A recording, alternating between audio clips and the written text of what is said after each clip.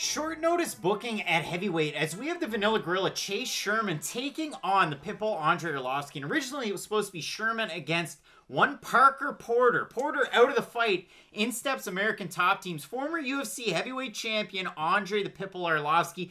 3-2 in his last 5. He did lose his last fight against Tom Aspinall, current ranked heavyweight. And for Arlovski, he's been in and out of the rankings here recently, and he's faced some really good competition. The other loss that's on his record is the Jairzinho Rozenstruik. I mean, a top 5 talent at that. And for Chase Sherman, listen, he got booted out of the UFC. He lost against Augusto Sakai in impressive fashion, I'll say. And then he went down to Island fights. And he really kind of changed his game ever so slightly, where he fine-tuned the fact that, yes, do I move forward? 100%.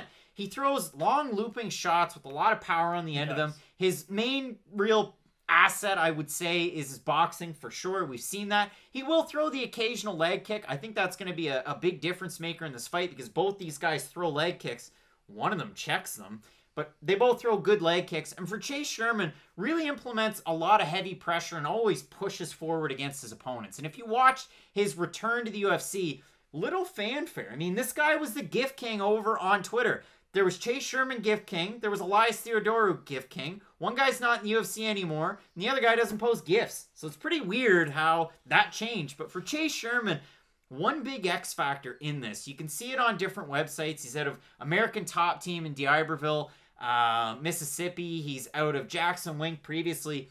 He's actually training for this fight camp out of a really, really good gym in Elevation Fight Team. And a lot of people might not know that. You got to go into the deep cuts. You got to watch some of the interviews out there. But he's had a few of them where he's talked about it. And Alistair Overeem was one of the really big reasons why they got in contact and Overeem wanted him there. So he went. And you think of the level of training partners, the Overeems and the Blades of the world, the Trevor Whitmans. He's training his striking with P for P or Pound for Pound Fitness's own big-time striking coach, who I'll talk about a little bit more, but I like all of those things. The one little nugget that's buried in there is the fact that he beats Ike Villanueva, who was moving up on incredibly short notice at heavyweight, and did crack him a couple of times. And then right after that, had a suspension for anastrozole, which is an estrogen blocker. Don't love that. He was relatively open about it, but you still don't like that USADA suspension. So that's why Sherman's been away for a bit, training out of a good gym. Now he's taking on a guy that's training with JDS, that's training with Juan Espino, that's training with Nikita Krylov,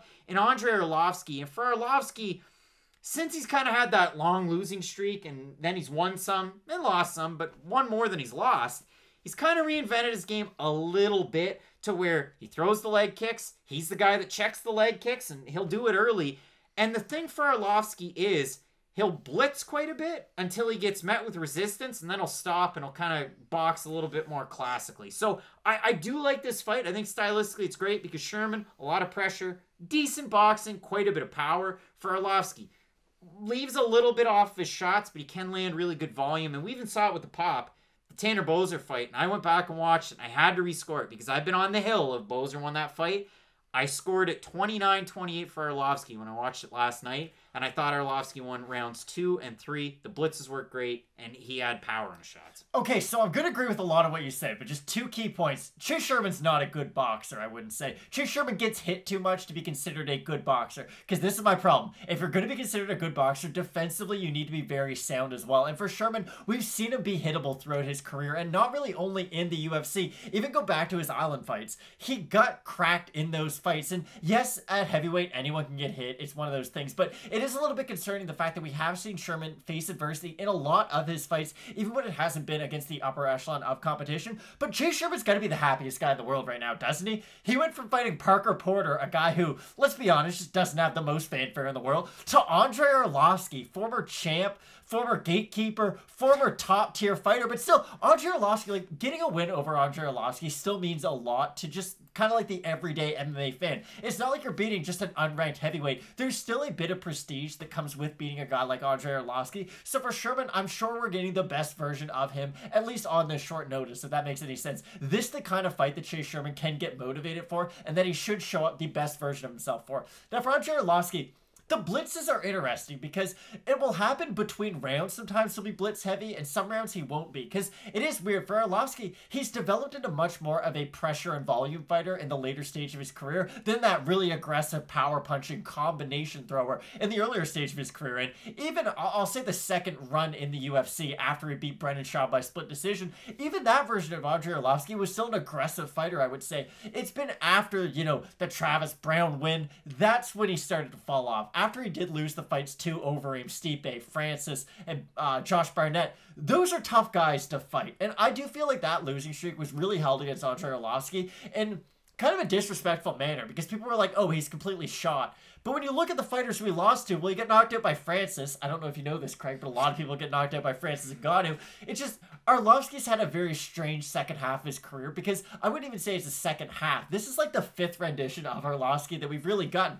And he has improved even at this stage of his career. I wouldn't say that he's learned new tricks between every single fight, but Andrei Arlovski's in a weird stage where he might not still have a lot of the skills that got him to the top of the game, but he's got a lot of the weird veteran X factors that fighters who are now at his stage in the rankings, or at least no longer in the rankings, don't normally have. Like for Arlovski, when he gets hurt in fights, he knows what to do. He can stay on the outside. He can turn into more of a boxer than a puncher, and he can avoid some of the big shots. I like that. That's something you don't often see from fighters moving up the rankings. But my problem is that Arlovski can't really eat those shots anymore. Can't really... It's weird because I don't want to say he has bad volume just because he has a really high output, so it's not like he's getting tired because he's not doing a lot in his fights, but he can be held to a lower volume if you do pressure him a lot. If you can pressure Andrei Arlovski and take away some of the footwork of him, it won't allow him to blitz in, and it forces him to become a defensive fighter. And if Chase Sherman can force Andrei Arlovski to become a defensive fighter, it means that he's just not going to get out-volumed himself. So really, the X factor for Arlovski is, if he can move forward and just out-volume Chase Sherman, I don't think Arlovski can knock out Sherman. I don't. I think Sherman has a good chin, although he is hittable. But Arlovski can just overwhelm him.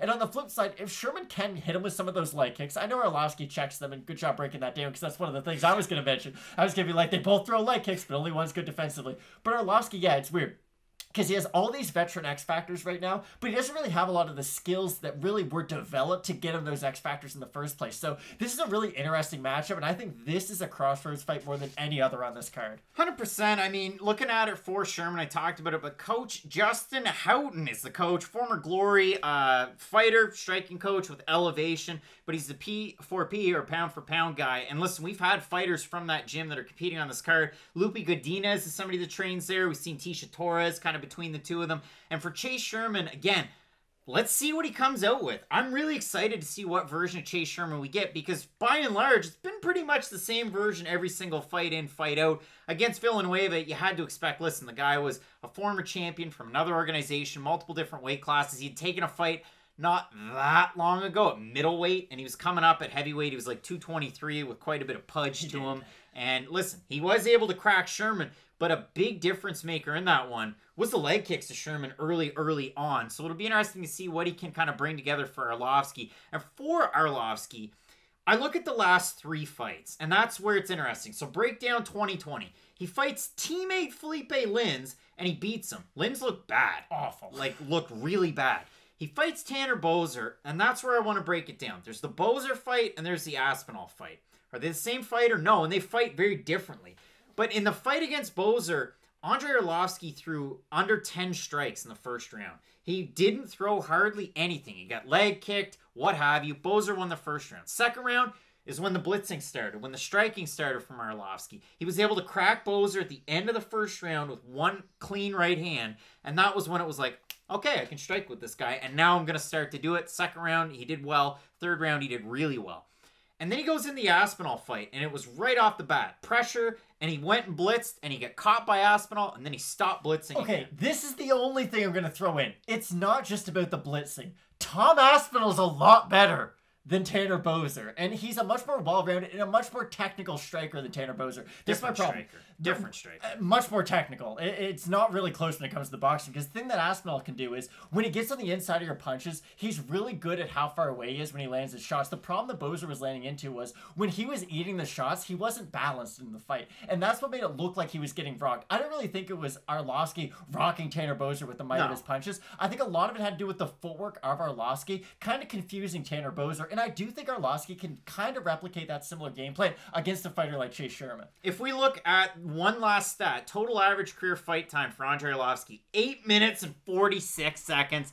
That is insane. If we have a look at the odds for this fight, Matt, we have Andrei Arlovski coming in here as the favorite on short notice. He opened a -130, he's -137 at this point. For Chase Sherman, open a +110, he's a +113. And if we have a look at the Tapology votes, you have 944 total votes, 66% Arlovski, 69% by decision. For the 34% that have Sherman, 74% by knockout. Sherman, Arlovski on short notice. For Chase Sherman, he was originally going to be taking on a power puncher in Parker Porter, and now you get more of a volume guy in Arlovski. Interesting one. So the one thing I do like about Arlovski is, although this is on short notice, he is, I will say, kind of well known as one of those fighters who just stays in shape year round. I'm not worried about Arlovski's cardio in this fight. I'm not worried about his just fitness, overall fitness level in this fight, because he is well known as he's a fighter who likes to stay in shape year round, and he's in the gym a lot. That's one thing I do like about Arlovski is you do see fighters, and this is kind of a side note, fighters as they kind of age, they do become, I guess, just less motivated by the whole thing. You've already done this so many times. It kind of gets harder and harder to stay motivated. Andrei Arlovski, he switches between gyms, he'll give different looks. He's just a guy who always has stayed a student of the game, and that's something that I do like to throw that out there. So personally, for my pick, I'm actually picking Andrei Arlovski. I did not think in the year 2021 I would ever pick Andrei Arlovski again, but stylistically, I do think his volume is going to be a problem for Chase Sherman. Again, I don't think it's going to be the problem that he's going to go out there, hurt Sherman, then put him away up against the cage. I think that Andrei Arlovski is long gone, but I do think Arlovski, just the veteran savvy and the fight IQ will be enough to get him over the edge. I think Sherman is a good puncher, but he doesn't have enough power that I really worry about. And I know Arlovski's had a brittle chin, to say the least, in his past run, but the thing about Sherman is that he really needs to throw with a lot of combinations to get guys down. The first fight that always comes to my mind when I think Chase Sherman is that Rashad Coulter fight. What was his keys in that fight? A crap ton of leg kicks. Early adopter of the calf kick in the heavyweight division is Chase Sherman, and elbows over the top. But the elbows are set up by the volume and the combinations of Chase Sherman. So I do think this will be a very fun fight, but I do side with the fans. I think Arlovski's going to win by decision, but if Sherman wins, it'll probably be by knockout. Yeah, for Chase Sherman, I mean, I look at it, and the way to beat him, you've almost got to finish him. Justin Ledet, good boxer, and I mean, now we're really trying to reach, because that was 4.5 years ago, but... And a good boxer. Justin Ledet was a good boxer at heavyweight, and that's how he was able to win out. Walt Harris, very powerful boxer. That's how he was able to win out. Rashad Coulter, very fun fight. Damian Grabowski, long in the tooth. You lose to Abdurakhimov. You lose to Justin Willis, who was in the top 10 at one point. You lose to Augusto Sakai, a finisher.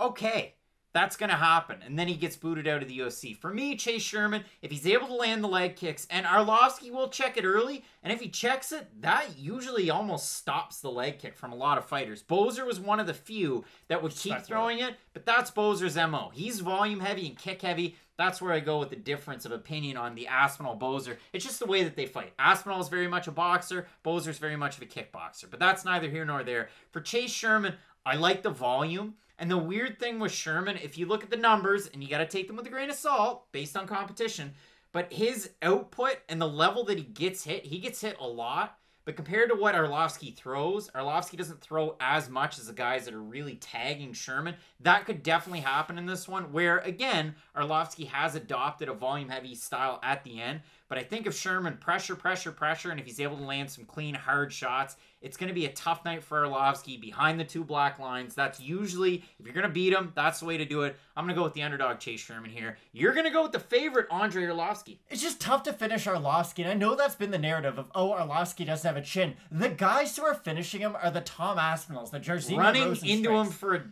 a double leg takedown and just sinking up a choke. And he did crack him before that. And that's the thing about Aspinall. It's just his technical boxing on the outside and the inside is almost unparalleled in this division. I truly believe that. Tom Aspinall on the feet is a handful to deal with. And the fact that Arlovski couldn't get on the inside on Aspinall, I don't think that'll be the case in this fight. I do like Arlovski on the outside. I think his movement will give Sherman problems. But again, I could very likely see a world where Sherman wins by TKO if I'm being honest. But I'll go Arlovski by decision. Love the fight. We're split on the pick. Matt's going Arlovski. I'm going to go with Chase Sherman. Really fun fight. And we have two more great fights. You have Ricardo close taking on Jeremy Stephens, moving up back to lightweight. And in our main event, we have Robert Whittaker taking on Kelvin Gastelum, the long-awaited fight as it is. Just keep it locked in with Fight Night Picks, and as we always say, let's get into it.